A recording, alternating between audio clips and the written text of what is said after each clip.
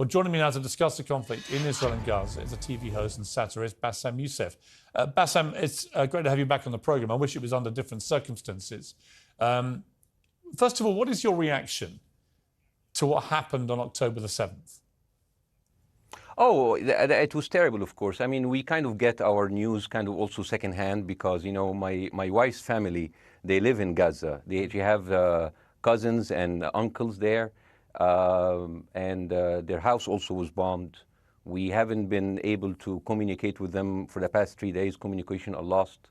So we don't know actually what is the, how are they doing, but, you know, we're used to that. I mean, it's just like, it's very repetitive. We're used to that. We're used to them being bombed every time and moving from one place to the other. You know, it's just like those Palestinians, they're very dramatic. Israel killing us. But they never die. I mean, they always come back. You know, they're very difficult to kill, very difficult people to kill. I know because I'm married to one. I tried many times, couldn't kill her.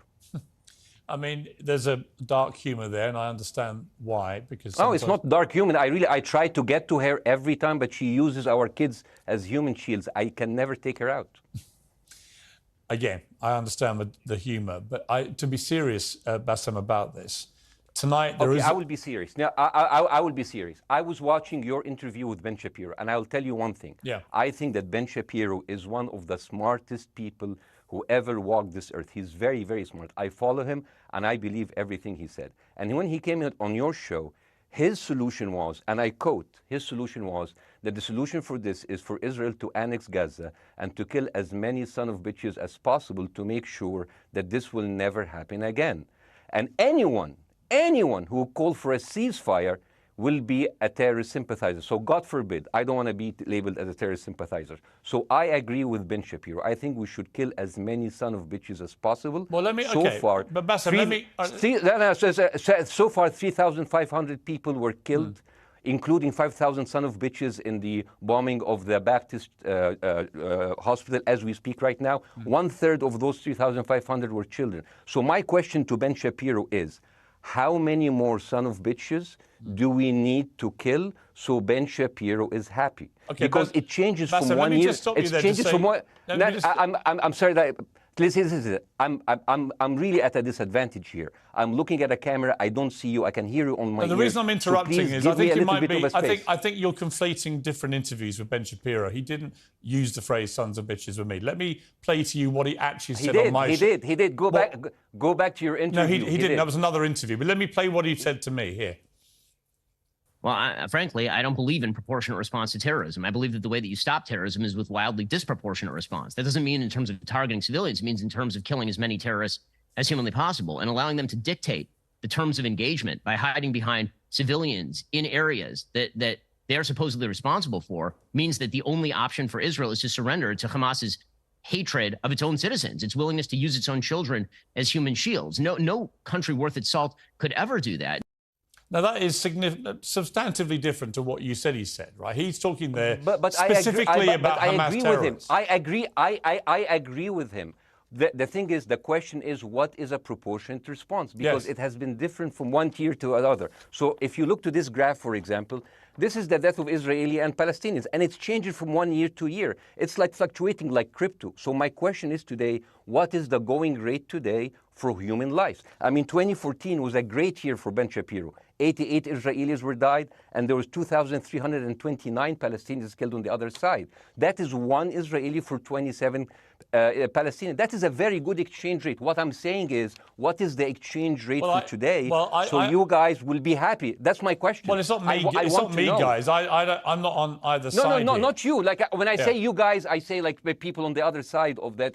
I know that you don't think like that, Piers. You're one of the good guys. But let me tell you something. I mean, the reason that I'm using this is that, I mean, I can't remember what happened in 2014, and there was no music festival, but there must be something. I mean, they must do something. It is their fault. It has to be something. I mean, 2018, 300 Palestinians died.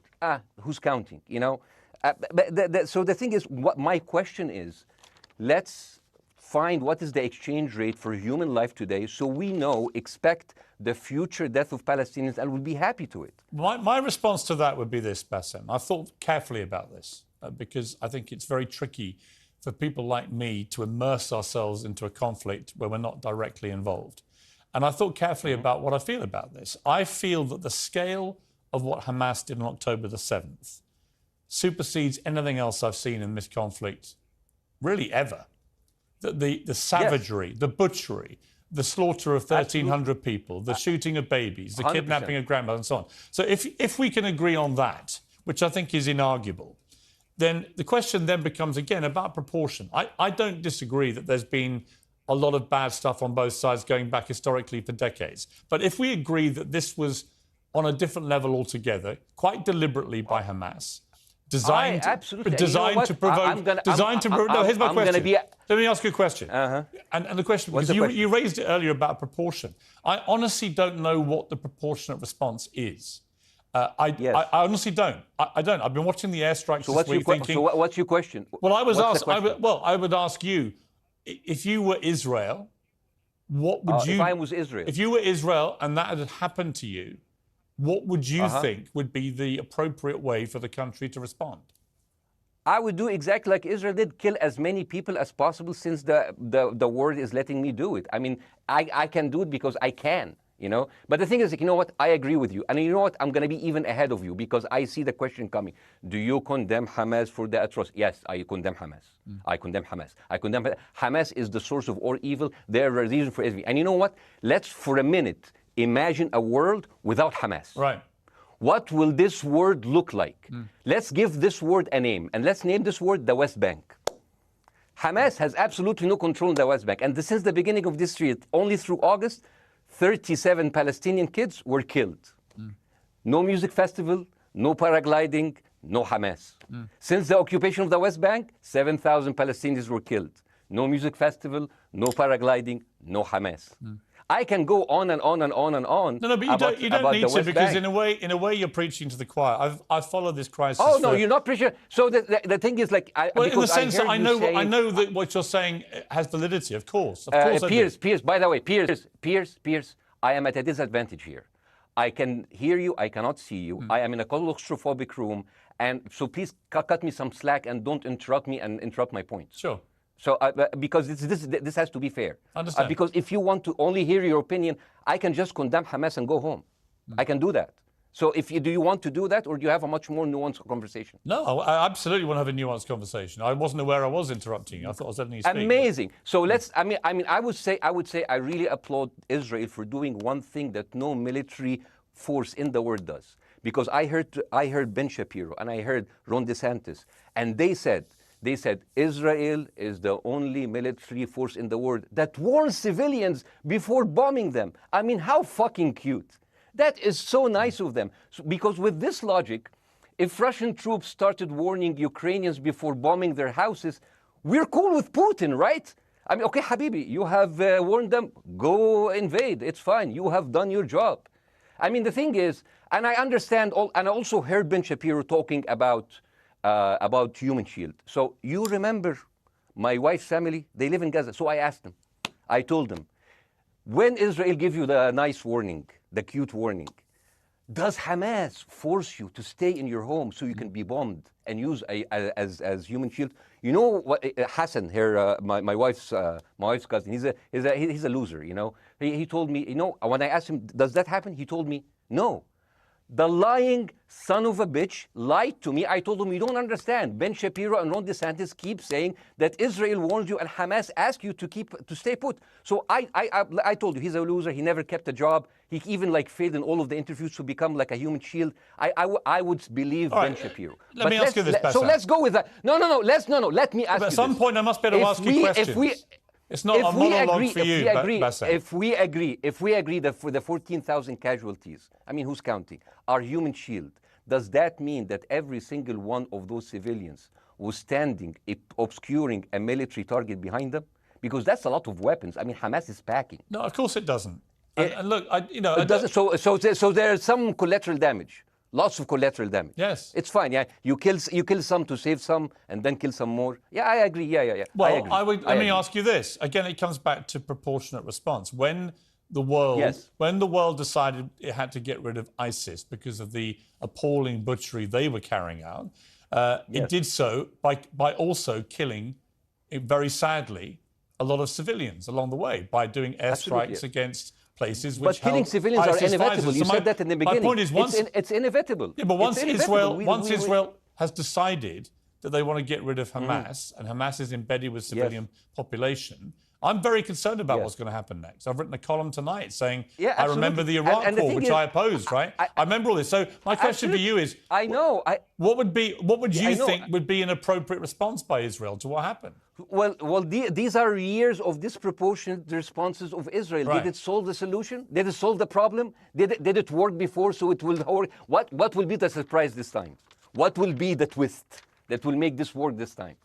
What will be different this time? Seriously, I mean, like, this is only the last 15 years. I mean, because it's too many papers. I just got this. But how will this be different? And the thing is, I am so glad in the introduction that you mentioned the Iraq War. I applaud you, Piers, for saying that, because you were honest about it. You said that spreading lies like WMDs make people look at those people as less of humans, and they would accept the death of 1 million Iraqi, whether by sanctions or by invasion, right? You are a good man. This is amazing. And you know what is similar? Is when you spread the lies of 40 decapitated babies, although it was refuted. So what happens when people hear that, killing babies is horrible. But when you say decapitated 40 babies, you are planting a certain image with a certain trigger in people's mind. Who has said that? Who has said 40? Who has said that? You have said 40 decapitated. Who has said that? You have repeated. No, I haven't. What? I've never said that. You haven't said on your show 40 decapitated babies? Never. Ben Shapiro didn't say it? No. Ron DeSantis didn't say Nobody it? has said it. Okay, no, nobody said it? No. Oh, okay, maybe I am wrong. Decapitated. Here's you're the thing. wrong. I've never said that. The thing, what happened, no, you're wrong. But the thing is, when Iraq, but the thing is, the same thing is happening in Iraq. Ben Shapiro once tweeted, not even about Gaza, about the West Bank, when Israel continued to build the illegal settlement. He said, 2017, Israel likes to build things, and Arabs, not Palestine, not Hamas, Arabs like to bomb crap and live in open sewage. Yeah, I thought that was very the Israeli defense minister, he said, those are human animals. And the thing is, Ben Shapiro should know better, because, long before the Holocaust, before Jewish people were thrown in the gas chambers, the Nazi propaganda called them rats. Now, as a human being, I will never accept that another human being being thrown into a gas chamber, but a rat, kill 10. Kill 1,000, 3,500. They are son of a bitch. They are human animals who live in open sewage and decapitate babies. And because of that propaganda, Mr. Morgan, that guy in Illinois, the 71-years-old guy, he killed, stabbing the 6-year-old Palestinian kid in Illinois 26 times. And he used to play with him. They used to be friends. But he went in, marching into their apartment, stabbing his mother and killing him, shouting, all Muslims could die. Yeah. It took you 80 years to change one word from Jewish to Muslim. And then you transferred your guilt to us and took away our land. Bassem, let me ask you a question. That deal sucks, man. Let me ask you a question. How do we get from where we are now to peace? Well, first of all, you need to change the perception. Nikki Haley, the American presidential candidate, said, we are in Israel in this because it's a fight between good and evil. Now, if you already decided someone is good, he can do no evil. And if you decide that someone is evil, it's good to kill them. Killing them is good. You see, and the thing is, it is not like something new. I mean, I look at history and I see, I'm sorry to say this, but Westerners has always dealt like this with indigenous people. You first treated them like savages, Native American, First Nation, Aboriginal. They're savages. Kill all the savages. And then when they're almost extinct, you start feeling sorry for them, like animals. So maybe the solution is that we kill as many Palestinians as possible, so the few of them that remains do not bother you. And maybe Netanyahu, when he lives for another 100 years, he'll become a tree hugger. Let me just challenge you on this. And he will campaign for preserving the free Palestinian. You keep talking about Westerners like me. Okay, so let me return the favor, okay? Hamas is dedicated to the complete eradication of Jewish people. I am not the spokesman for Hamas. I'm not saying you are. Why do you keep... I'm not saying I'm you not are. their spokesman. You're talking to me. I fucking hate them. Bassem, Fuck Hamas. You are Hamas. No, are you happy? You're missing my point. You're talking in a generalized way about people in the West who always talk about Arabs as savages. I don't. No. I'm talking about America. I actually led the campaign. I led the media campaign listen, in this country against the Iraq War. Okay, so I don't see. I don't see people in the Middle East as savages. You are one of the good ones. But what I would say is, I'm talking about you. You're great. No, it's not about me being amazing. great. We love you. It's about the way Hamas behaved on October the 7th was like savages. Like a pack of savages. It was the worst atrocity against Jewish people since the Holocaust. There has to be, of course, there has to be a response. They should be eradicated. My question for you is, notwithstanding the history, Bassem, what is the proportionate response? But I don't know. But there's no Hamas in the West Bank, and they're still dying there. So what's your excuse? I don't have any excuse. Okay, what's your explanation? Sorry, my earpiece went down. Listen, I don't make any pretense that this hasn't been a massive problem between Palestine and Israel going back to the mid-40s. We all know this, right? Piers, listen. I'm not saying that you're making excuses, but if you are adopting a certain point of view, you have to at least defend it. I'm telling you, there is no Hamas in the West Bank. What is the excuse? Not your excuse. What is the excuse to kill those people? Well, listen, this question of proportionality is one that... No, answer my question. I've been answering your question. You answer mine. It's actually not my job to answer your questions. It's not. Okay, not your job. Not. I agree with you. I'm more interested in you, who has family in Gaza, who's an Egyptian in the Middle East, right? I'm more interested in what you have to say.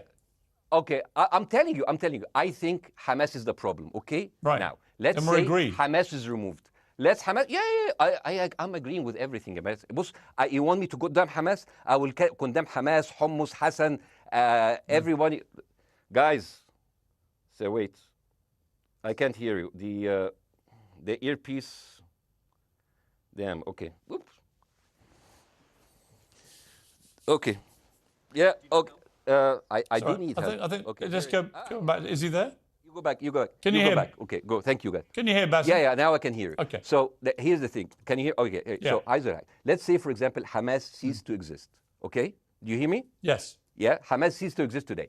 Now, right now, in Palestine, in West Bank and Gaza, 20% of Palestinians go through Israeli prison system, whether imprisonment, whether interrogation, whether torture. And the rest of them, they live a life of daily loss of land, of homes, of life, and they are suffocated by this. So let me ask you something. If you are a Palestinian living into these conditions for decades, would you sympathize with your oppressor or sympathize with the people who claim they resist them even if they are terrorists? I have made no secret that I think the conditions Palestinians have had to exist under are completely unacceptable. I've said that for years. So the question then becomes, how do you forge peace between two warring parts of that region who, for decades, have approached peace, in my view, with mutual sledgehammers, with no actual desire to have peace? And I think it comes down in the end to great leadership. And I don't think there's great leadership. I don't think, well, hang on, let me make my point. I don't think there's great leadership on either side. Where is the Nelson Mandela figure here to come through all this hatred on both sides? Nelson Mandela? Yeah, where is that figure? Nelson Mandela actually have criticized Israel for being a horrible state. All of the South African activists have actually called Israel. My point is about how he responded to a country that was so divided. Is a template for how you get to peace, isn't it? I haven't met Nelson Mandela, so I wouldn't know. But like there's a point. There's a very important point here. You know, I want to understand what is the logic of Israel carpet bombing Gaza. I mean, if there's a logic, if this will make Israel safe, I want to hear the logic. So if they continue bombing, what are they hoping to achieve? Well, I think we know what their stated aim is. Their stated aim is to eradicate and wipe out Hamas. They believe Hamas are living predominantly in northern Gaza. They also are aware they're living amongst civilians. So it's an incredibly difficult thing. As I said in my monologue, it is very, very difficult to see how they do this without massive collateral damage. So if I can understand this correctly, basically Israel is doing this to pressure the Palestinian community in Gaza to turn against Hamas. Is that right? I'm sure that's part of it, yes. That's part of it. So this is exactly what terrorist organizations do, because terrorist organizations will have no chance beating a whole nation in battle. So they terrorize and they kill the civilians in order to spread fear and terror so they can turn against their government to change their policy or to resign. You have just compared Israel with ISIS. No, I haven't. I don't see any comparison between It's going to be the headlines tomorrow. Piers Morgan, Israel is ISIS. Only amongst people who weren't listening. The comparison, which is more apposite, is ISIS and Hamas. They are both nihilistic terror groups intent on killing as many Jewish people and others as they can possibly kill. And you can't get peace with people like that. Absolutely. You know what? I'm going to do something that nobody done on your television. You know what I'm going to do on your episode? I'm going to pretend that I'm an Israeli citizen. I'm going to put myself in the place of an Israeli settler in the kibbutz. And I want to speak to my Prime Minister, Benjamin Netanyahu. Mr. Benjamin Netanyahu, I have voted for you because you have promised us peace and prosperity and security. On the 7th of October, those son of bitches Hamas, they went into the fence that is regularly heavily guarded. Usually if there's like a dove that comes close to it, it will be shot. Those people went in and they went for 6 hours before IDF forces was deployed, killing our friends, our families, kidnapping our grandmothers and babies, and went in. I want to ask you, Mr. Prime Minister, after you have fractured the Israeli community and you have fucked our courts, our Supreme Courts, what are you doing with the money being given to you, to the United States? Also, you are carpet bombing Gaza with absolutely no regard to our hostages, our people. I heard a rumor in the kibbutz that you're doing that you let that happen as an excuse to carpet bomb Gaza, so you push them into Sinai. And I didn't believe that. It's like, not my Prime Minister, he can never do that. And then I watched an interview for Danny Ayalon. He was your chief advisor. He was also the Israeli ambassador to the United States. And you know what he said, Mr. Prime Minister? He said that the solution for those Palestinians is to go into a vast land of Sinai and live into tent cities temporarily, temporarily, wink wink, until we build Gaza again, and then we invite you back. يعني عبط احنا بقى. يعني فاهمني؟ We've seen this movie before. So يعني, and when I saw this, I couldn't explain to my fellows in the kibbutz, how come our Israeli government is trading human lives for another piece of land? So as an Israeli citizen, I need to hold my Israeli government accountable. And as an American citizen, I want to know all of these money that we are giving to Israel. We're giving them $4 billion every year. Joe Biden said it's the best investment America ever done. Well, if I am in the place of Joe Biden, I would say, sorry, don't speak. I would say, if I was Joe Biden, I would go down and whisper in the ears of Netanyahu and tell them, I hate bad investments. They haunt me, like Littlefinger in Game of Thrones. But the thing is, this is the problem. Israel always victimizes itself, and I have never seen a victim putting their oppressor under siege and bombing them 24/7. Israel wants you to believe that they are the victim. Dealing with Israel is so difficult. It's like being in a relationship with a narcissistic psychopath. He fucks you up, and then he makes you think it's your fault. All right, you look at Israel as Superman, but they're really Homelander. Wallahi, they are shooting fish in a barrel, and they are annoyed with the splashes. Bassem, I want to say two things. One, if you could just slightly mind your language. We are uncensored, but if you keep swearing... I'm very sorry. We have to apologise to viewers who may be offended by that. I apologise. But I understand passions run high, so let's not get too bogged down about the odd swear word. I apologise to the viewers. I apologise to the viewers for my language. My second question is this. After the sight of dead civilians. After the break, we have the managing director of the Daily Wire, which is Ben Shapiro's company. We were going to interview him on his own, but he's happy to come on and talk with you directly if you are prepared to stay. Well, of course, I can stay, but again, I am... Fuck. I am in a disadvantage, and I would like to have my space to respond. Okay, we'll come back after the break. Because here's the thing. There's Bassem, two things we're I want going to go to a break. All right. When we come back from the break, it'll be you and Jeremy Boring from the Daily Wire. I have news. We're taking a short break, Bassem. I'll be back. Welcome back to Uncensored. For more on the situation in Israel, I'm joined now by the CEO and co-founder of the Daily Wire, Ben Shapiro's partner, Jeremy Boring. Jeremy, thank you very much indeed for joining me. I'm sorry we demoted you earlier to mere MD. You are the CEO and co-founder. You know Ben Shapiro better than anyone, really. I did a big interview with Ben, obviously, the other night, which went around the world and has sparked a big reaction, including from our guest, Bassem Youssef, who's still with us. First of all, you've been listening to Bassem and what he's been saying. What's your response? Well, first of all, I make it a point not to speak for Ben Shapiro. He's got a 20 IQ points on me and speaks for a living professionally, so he's much better prepared to defend himself. But as his business partner, as his best friend, I do feel like I have to respond to the things that Bassem was just saying. First of all, the question of how many sons of bitches have to be killed in order to end this conflict, I suppose that the answer is as many of them as it takes. That doesn't mean that I or Ben or any decent person in their right mind is happy with the killing of civilians. I posted at the very beginning of this conflict that a woman or a child blown apart in Gaza is just as tragic as a Jewish baby killed in one of the settlements. That doesn't mean that Israel's actions and the actions of Hamas are morally equivalent.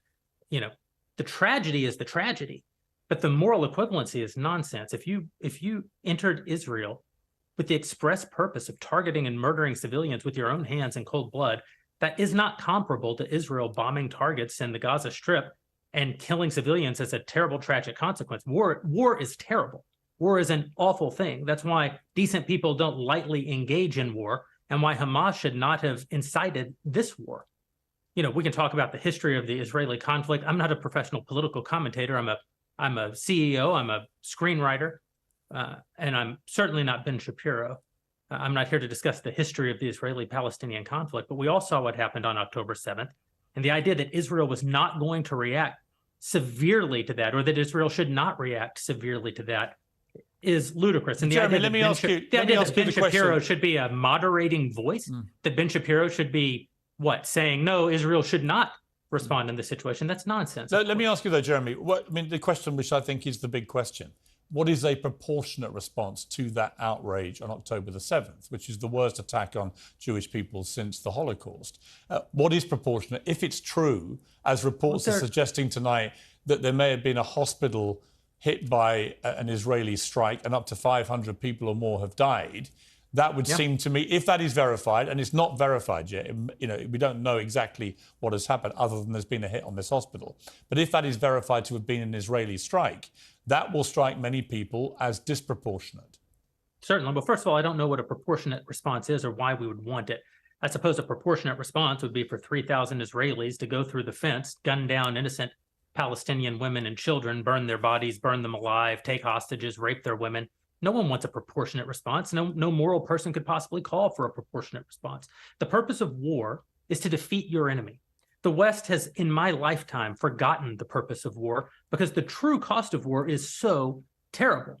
The last time the West engaged in war and won it was World War II, and they did it through incredible brutality. They did it by bringing their enemies to heel.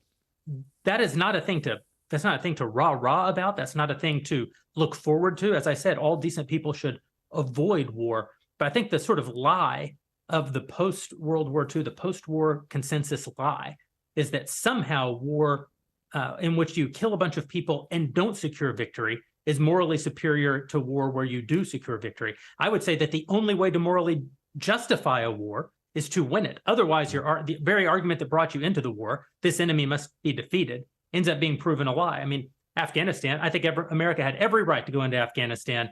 The Taliban was harboring Osama bin Laden and al-Qaeda. Al-Qaeda flew planes into buildings in the United States, killed thousands of our citizens, brought the nation into untold agony, pain, and horror. America had every right morally to go in and destroy the Taliban and destroy al-Qaeda. Yeah, but I would argue, the Taliban now rules in Afghanistan. The war was not won. But that's my point, actually. I've done a column about this tonight for The Sun here in the UK, which is I was editor of a newspaper when the Iraq War happened. I opposed it very aggressively as the editor I of the recall. paper. And sadly, we were borne out by events. It was a complete disaster, the Iraq War, in my view. It was illegally contested, I think. And the consequences were appalling in terms of loss of life, 1 million people, in terms of ISIS being allowed to breed and create their merry hell around the world, in terms of complete dismantlement of Iraq itself as a functioning country. And I think Afghanistan, again, 20 years of attacking an enemy, which is now running the country again, seemed to me, again, to be kind of pointless. And I do wonder whether Israel, in its blind fury, which I completely understand, has thought through the consequences of actually launching a full air, ground and sea offensive into Gaza as to actually what happens at the end of that. Well, I suppose Israel wasn't really given the opportunity to fully contemplate what the consequences of that action might be, because Israel didn't instigate this war. This war was instigated by a horrible terrorist attack on Israel, and a state is put in a position where it has to respond. Now, one might argue that the very fact that Israel has yet to actually launch their ground invasion means that they are actually making a calculation about what the cost will be, what victory looks like. Any rational person, any decent person can engage in a conversation about what is the appropriate response for Israel. Of course they can. But this sort of moral equivalency thing, I don't think is a sign of decency to engage in a conversation about moral equivalency. Let me bring Baasim back in. You've been listening to this, Baasim. What's your response to what Jeremy's been saying? I'm sorry, I didn't catch the gentleman's name. It's Jeremy Boring. He's the chief executive of the Daily Wire and co-founder with Ben Shapiro of the Daily Wire.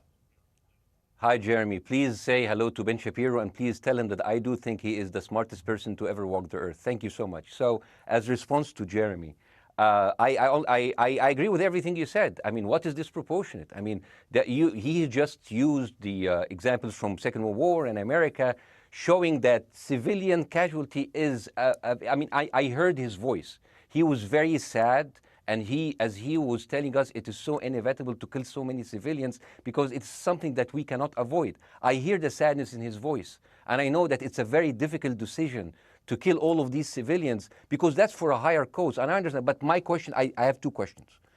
The question is, how can you justify the killing in the West Bank where Hamas does not exist? And if the disproportionate response during over all of these years have actually worked, what will be new this time that did not happen before? I just want to. That was my question. Okay, that was my question. I'm gonna. Okay. So now, if I ask the question, can I say something on my side? Well, a little bit personal. Baasim, with respect, a little bit personal. Baasim, with respect, I gave you half the show to have your side. Jeremy's had a lot less time. I'm going to have to. You want me to leave? Baasim, I'm going to have to let you go because we've been on there with you for 40 minutes. Okay. Bye bye. But listen, bye. I would like to talk to you again, and thank you for joining the program. I appreciate it. Oh, by the way, my wife's family is all right, and they sent us a house. It's bombed. It's beautiful. It's going to be a good like Halloween theme. So well, I'm very sorry for what your family are going through in Gaza, and I mean that very sincerely. By the way, I don't know. I don't know I don't know him. By the way, I haven't actually met them. They didn't even come to my wedding. They couldn't because they are stuck in Gaza. Okay. And she never saw them because, Gaza is not a destination. Baasim, as I say, we hear their voices, and it's they die. It's fine. It's fine. Baasim, I wish your family all the very best. Thank you for joining me. I appreciate it. I don't. Thank you.